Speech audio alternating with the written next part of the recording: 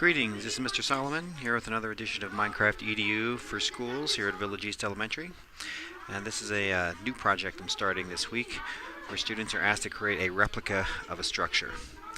So our technology standards are pretty much the same every time we use Minecraft. Creativity and innovation, communicate and collaborate, they're working together, and digital citizenship on how to help each other. So we discussed yesterday what a replica is. It's an exact copy of something. And then we'll talk about scale in future sessions, or as an extension if anybody gets done. And so this is the image that I'm asking students to recreate. I did a Google search of Gingerbread House in Minecraft. And so this is a really good example, I thought, to have kids really pay attention to details and talk about area and perimeter. We discussed the questions yesterday. What would be the perimeter of the house and the perimeter of the fence? What kind of materials will they need? How will they build the parts that they can't see? How are they going to divide their work? And then how can they check when they're finished? These are our Minecraft rules. Don't change any settings in the game. Always use your first name and the number so I can help find students if they're having some difficulty. Number 5 is a big one. Don't destroy or attack others. Work together. No griefing. And have fun and learn. So if we get into Minecraft, I go back to the game. This is where we start. So this is our large workspace that I got from the World Library. And then each section has a pair of students working on their project. So I can look and see here that their house isn't quite going to fit the way that they've constructed this so far. If I go over to this house, that's pretty close. So we talked about paying attention to the chimney, paying attention to the roof. Everybody's in a different stage of completion, as you can see. Some are having a hard time with getting the perimeter correct. So that's our first group. We'll come over here and look at our next one, and you can see how some students aren't quite getting the house right. I think that group went to a different area to start over. So they're looking closely at what colors they need, who's going to do what work, how will this structure fit into the perimeter fence that they built. So everybody's at a different stage of completion right now, as you can see. I've got build mode on so I can fly. I'm going to look around a little more. So you can see that everybody's kind of in a different place. This house is looking pretty good.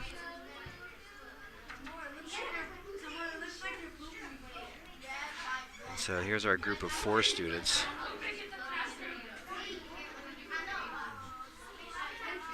They got to check their roof. So everybody is referring to the picture. I gave them a printout of what this gingerbread house should look like. And so hopefully they're looking closely at it to see. And so if we come back to our beginning spot, this is where everybody started. And they shifted into their group areas and are working in teams. I'll check in with 4th grade's project on this very same activity later on. Okay, we're back with a group of 4th graders this time, doing the same project. We're going to check on their progress and see how they're doing.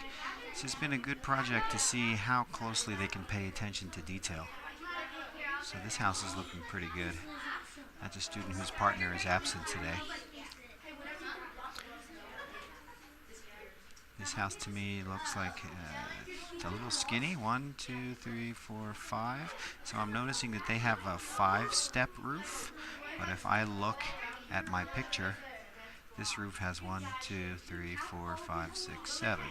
So there's our first design flaw in this house. I'll have to talk to those students about that.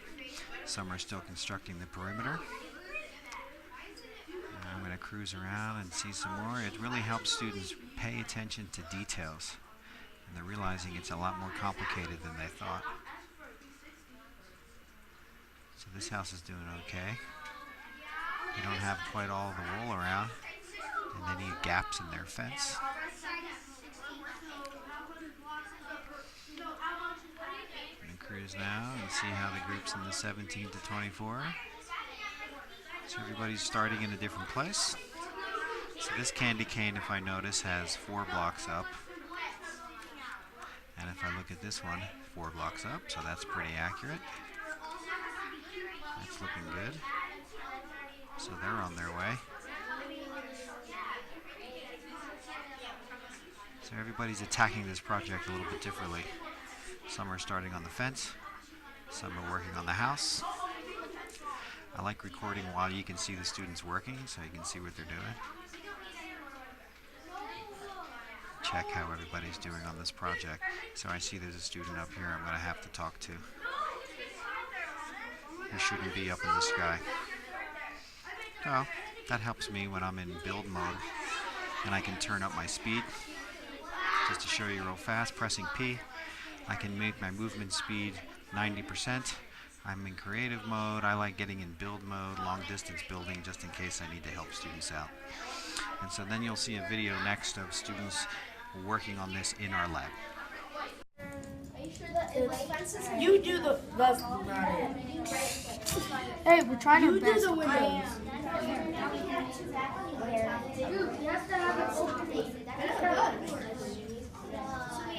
Yeah, how are we gonna get it from you?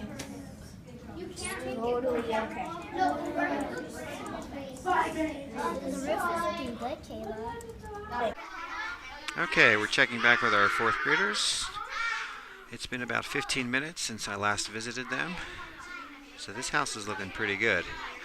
1, 2, 3, 4, 5, 6. So this house has the roof right. The roof has been a challenge for a lot of people because they don't have the right number of blocks as a width. So this one's on its way. This area looks too small, I can tell just by looking at it. So you can see where students are learning some really good thinking skills on measurement, on attention to detail, on counting area and perimeter. So we're getting close. This one here you can tell looks a little off. And they've spent all their time working on one wall. Interesting.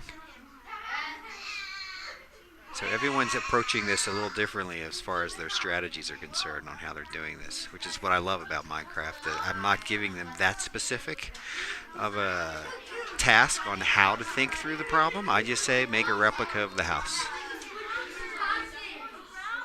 So we can see how everyone's doing a great job, and everyone is really into it too, which I love. So if the area and perimeter aren't right, then they're going to have a hard time having enough space. This house looks like it has too many windows. Because if I go back and look at my picture, there are no windows on the long side, there's only doors. So it's all those little hints of paying attention to details and making sure everything is there. So they're all realizing it's a lot harder than it originally seemed. And so as an extension of this, I think I can have students find their own pictures of a house that then they would replicate.